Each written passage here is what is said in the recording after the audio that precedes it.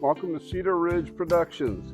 What I want to do here is throw together a real quick recap as to why we are building this modular box blind. I don't want to make this real wordy.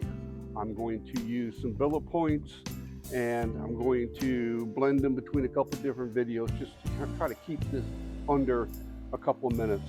We have a tendency to start rambling on and on and on. The idea is we wanted to build a box blind that would be modular in design so we could put it together in the controlled environment and reassemble it at our hunting site. So we came up with we actually copied some of the designs that we had seen on YouTube. There's a guy on here, his name is Brett. Sorry, Brett, if I got that wrong. He had a octagon design. It looked like it was something along the lines of what we wanted to use. So we copied that and we changed a couple things. I'm not 100% sure it is the most economical design out there. You have some waste factors and some other aggravations because of the octagon design that you have to overcome. It's going to take a lot more time to build this than a standard 6x6 box, for example. The octagon creates some additional problems with the angles, and anytime you do 45 anything, you start running into waste factors and stuff like that. So consider your design as far as materials that you're going to use. You know, an octagon design with 4-foot front and back side means you have 17-inch corner panels. Well, you're only going to get two corner panels out of a 4x8 sheet. So now you got a waste factor, and then you have all this other stuff. They look good, and it's going to do exactly what we wanted to do: provide 360-degree, visibility and shooting opportunity. But there was a waste factor involved that you need to take into consideration. Well, we have the equipment that can move a box blind. That wasn't necessarily the issue. The issue was where we want to put these box blinds. We're not hunting bean fields. We're not hunting cornfields. We are hunting in some thick stuff. The access to those areas is a little bit gnarly, and moving 800 pounds of any kind of box blind, that just didn't seem like it was something we wanted to combat. So we thought if we could take it over there in pieces and put it together on site, that would eliminate some of the aggravation of handling this box blind. We also wanted the ability to, if we ever decide to move it, we wanted to be able to do that too. So portability was also a factor, although that was like really low on the list of importance. We were pretty much convinced we know where we want to put our box blinds, and that's probably where we're going to stay. It's just getting it to that location in a modular configuration would be a lot less aggravating. One of the other considerations was when we get this thing put together on a hunt site, there's pretty good chance that it's only going to be one, maybe two people that are going to be on site to put this together. So we wanted to keep the individual component weight down to where it was manageable by one person and with some help by another person, which would make this a lot nicer to put together in the field. So what you're looking at now is almost done, with the exception of the windows, which are coming in. I should start seeing them possibly this week, beginning of next week. I've got the vertical windows I did here. I did them myself with 1/4-inch Lexan. It's a little bit cheaper, and it's going to accomplish what we want to accomplish, and that's to provide the opportunity for a bow shot out of the corners.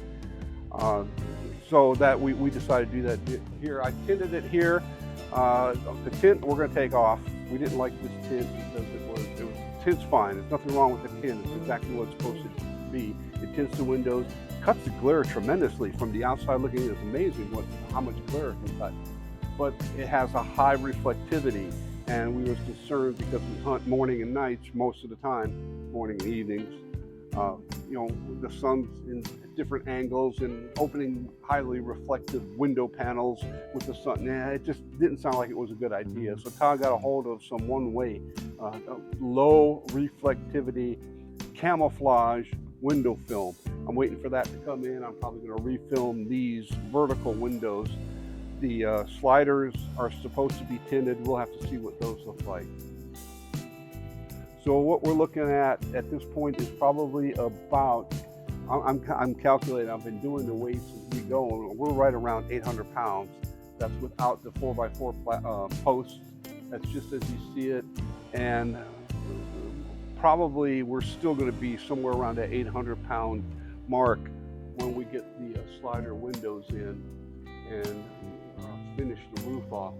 So 800 pounds is not a problem. We have a Kubota, we have forks, we can move that, but 800 pounds right off the ground on forks and 800 pounds up, you know, any kind of level, that's not the same 800 pounds.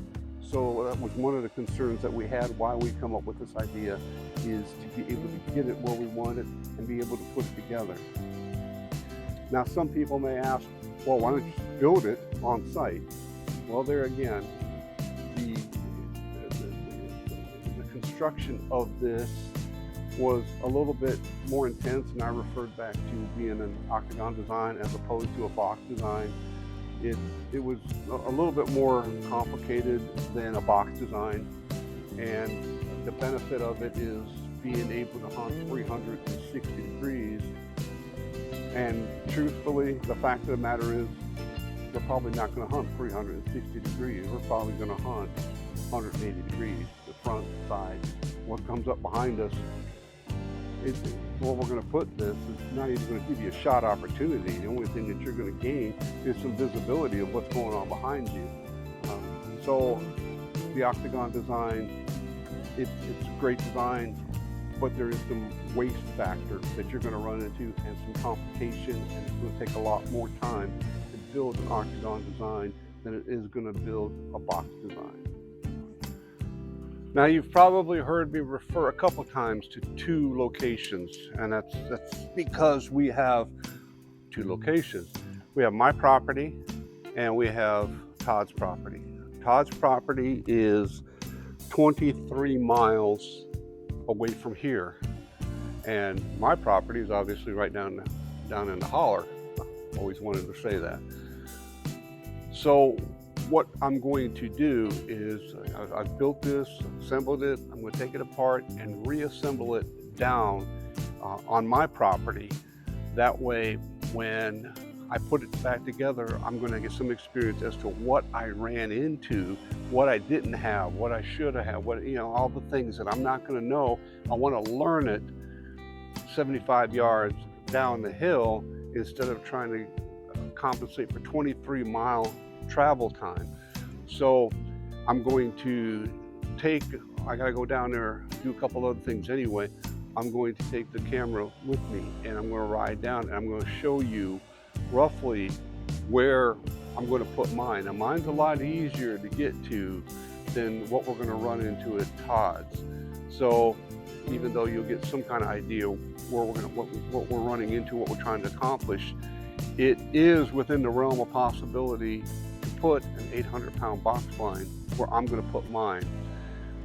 I've already got a blind there, and you'll see that too. It's certainly not a permanent, big heavy thing. It's one of those material blinds on a platform.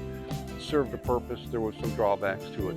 And we'll take a ride down there, and you'll see, hopefully the camera will be able to show exactly what we're running into as far as the trail. And again, mine is pretty much kind of a piece of cake as compared to what we're going to do at Todd's. So everything I learn here we'll be able to apply over at Todd's place. I'm now on a Kubota, and I'm going to take you down the trail to show you where exactly we're planning on putting this big box blind. I am going to cancel the audio on this for a moment because I have learned that the camera and the microphone really picks up on this tractor noise and it's kind of annoying on a video. So we'll cancel the sound on that.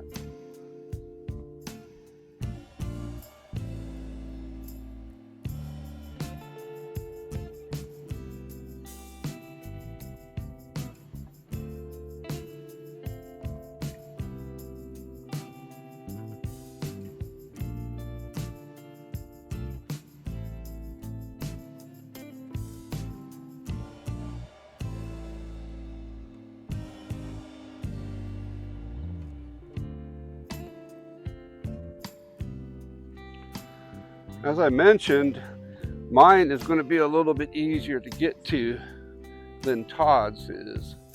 Mine is actually right off my access trail. It's all the way down to the end of the property. I'm not going to go into the geography of the place, but there's a reason why we've got this right here. Now I've already got a blind here, and this is a blind. I should have done a review on this blind. It's a blind that I got from Sportsman's Warehouse. It's their 6-foot tower blind. It's yeah, you might want to send me a note or something, and I'll give you a review on it personally, but I'm not going to do that now. But anyway, so this is basically where I want to put this, and we get a lot of traffic. You see, you probably see how thick and stuff this is.